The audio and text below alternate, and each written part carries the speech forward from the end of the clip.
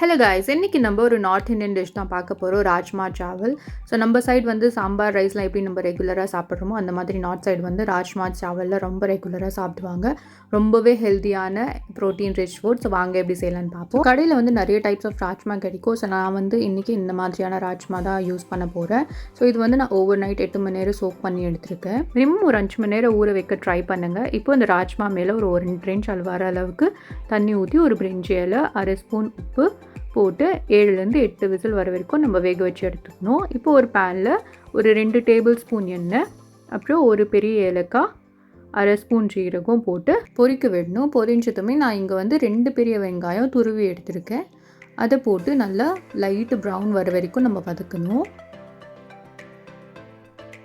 So இப்போ light brown வந்துச்சு. இப்போ வந்து நான் 1/2 ஸ்பூன் அளவுக்கு ஜிஞ்சர் கார்லிக் பேஸ்ட் போட்டு வதக்குறேன்.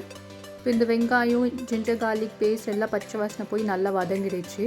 இப்போது இந்த டிஷ்ஷுக்கு வந்து நம்ம தக்காளி நிறைய யூஸ் பண்ணோம். ஸோ நான் வந்து இங்கே 3 பெரிய தக்காளி அரைச்சி ஊற்றிட்டேன்.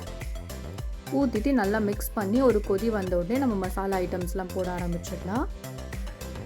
ஸோ இங்கே வந்து 1 ஸ்பூன் அளவுக்கு நான் காஷ்மீரி சில்லி பவுடர் எடுத்திருக்கேன், 1/2 ஸ்பூன் அளவுக்கு வெறும் மிளகாத்தூள், 1/2 ஸ்பூன் தனியா பொடி, 1/2 ஸ்பூன் கரம் மசாலா, 1/2 ஸ்பூன் உப்பு பார்த்து போட்டுக்கோங்க. ஏன்னா நம்ம வந்து ராஜ்மா வேக வைக்கும் போது நம்ம உப்பு போட்டிருக்கோம். ஸோ பார்த்து கம்மியாகவே போட்டுக்கோங்க.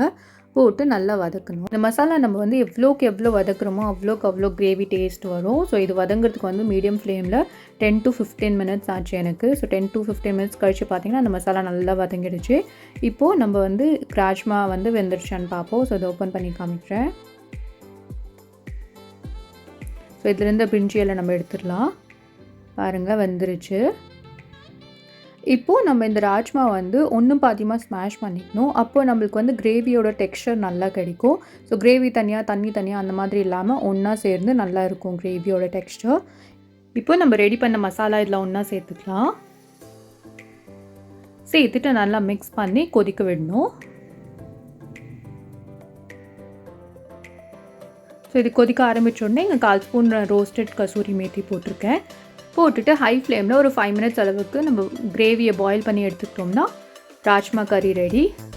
இதை வந்து நான் இன்றைக்கி ஜீரா ரைஸ் கூட சர்வ் பண்ண போகிறேன். நீங்கள் ஜீரா ரைஸ் இல்லாமல் சப்பாத்தி, வெஜ் புலாவ் கூட சர்வ் பண்ணலாம், நல்லாவே இருக்கும். ஜீரா ரைஸோட ரெசிபி வேணும்னா இந்த சேனலில் நான் அப்லோட் பண்ணியிருக்கேன், ப்ளீஸ் ரெஃபர் பண்ணிக்கோங்க. உங்களுக்கு இந்த வீடியோ பிடிச்சிருந்துச்சுன்னா subscribe to 2 servings. Thanks for watching.